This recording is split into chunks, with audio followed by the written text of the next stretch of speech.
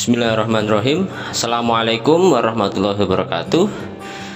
Siswa-siswi kelas 3, mari kita lanjutkan kembali belajar buku teks tematik terpadu 3C ya, untuk siswa kelas 3 tematika benda di sekitarku. Jangan lupa untuk berdoa sebelum belajar. Baik, setelah berdoa, mari kita buka halaman 15 ya. Kita akan bersama-sama menjawab soal ayo jawab. Pada halaman 15 ada 5 soal ya. Yang pertama, apa masalah yang dialami oleh warga desa Sukaraja? Yang kedua, mengapa masalah tersebut bisa terjadi? Kemudian, apa yang dilakukan oleh kepala desa untuk mencari jalan keluar dari permasalahan tersebut? Yang nomor 4, apa hasil musyawarah itu? Dan yang nomor 5, apakah semua warga menerima hasil musyawarah? Nah, untuk menjawab 5 soal ini, terlebih dahulu mari kita baca teks pada halaman sebelumnya, pada halaman 14, sebuah teks yang berjudul Menyelamatkan Hutan. Warga desa Sukaraja hidup di sekitar hutan yang lebat. Selama beberapa tahun belakangan, warga banyak menebang pepohonan di hutan untuk diambil kayunya. Kemudian, warga menjual kayu itu ke kota. Akibatnya, sekarang hutan menjadi rusak. Dampak rusaknya hutan dirasakan oleh seluruh warga. Desa mengalami kekeringan saat musim kemarau. Sebaliknya, pada saat musim hujan, desa dilanda banjir.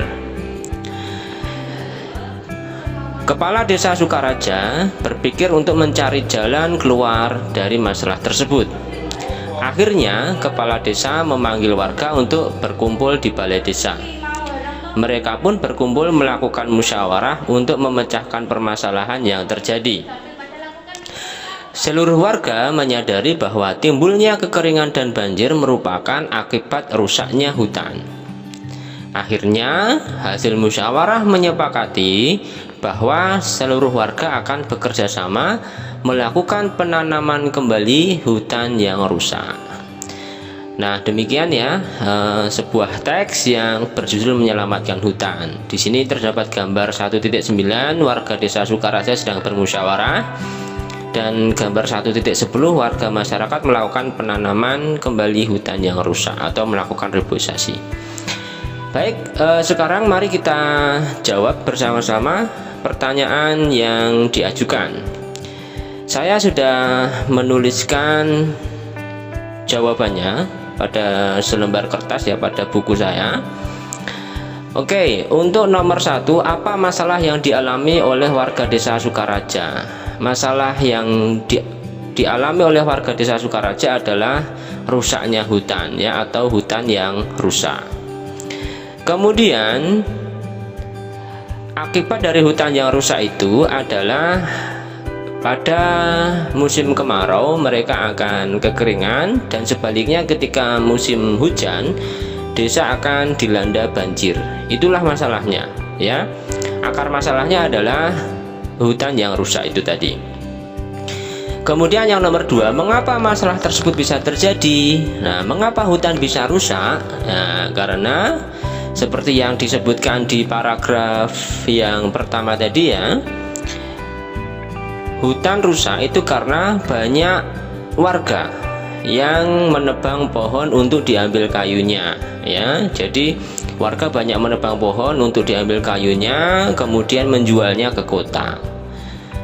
Nah, itu mengapa masalah tersebut bisa terjadi ya, mengapa hutan menjadi rusak ya. Ini tentu saja penebangan yang dilakukan ini adalah penebangan yang liar ya, atau penebangan yang tidak tebang pilih ya. Mereka menebang tanpa disertai dengan penanaman kembali. Nah, itu yang terjadi. Oke, kemudian yang nomor 3, apa yang dilakukan oleh kepala desa untuk mencari jalan keluar dari permasalahan tersebut?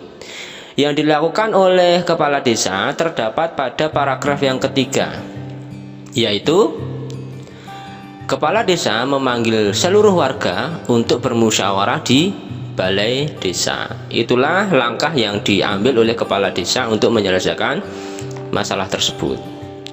Kemudian setelah dilakukan musyawarah, pertanyaan yang nomor 4 adalah apa hasil musyawarah tersebut? Nah, hasil dari musyawarah tersebut terdapat pada paragraf yang keempat atau paragraf yang terakhir, yaitu seluruh warga akan bekerja sama untuk melakukan penanaman kembali hutan yang rusak. Nah, istilahnya adalah reboisasi ya, seluruh warga melakukan reboisasi. Artinya mereka menanam kembali hutan yang rusak. Mereka menanam pohon ya di hutan yang gundul tadi. Nah, apa maksudnya hutan yang gundul? Hutan yang sudah tidak ada lagi pepohonannya karena ditebang oleh warga. Nah, itu ya. Kemudian soal yang terakhir, soal yang nomor 5, apakah semua warga menerima hasil musyawarah? Nah, jawabannya adalah ya, semua warga menerima dan menjalankan hasil musyawarah.